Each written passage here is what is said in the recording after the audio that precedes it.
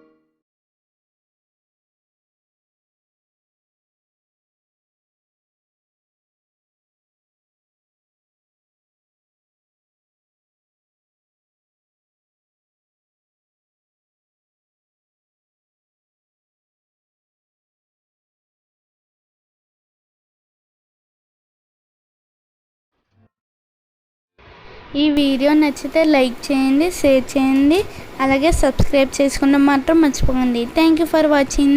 మళ్ళీ నెక్స్ట్ వీడియోలో మీ ముందుకు వస్తాను.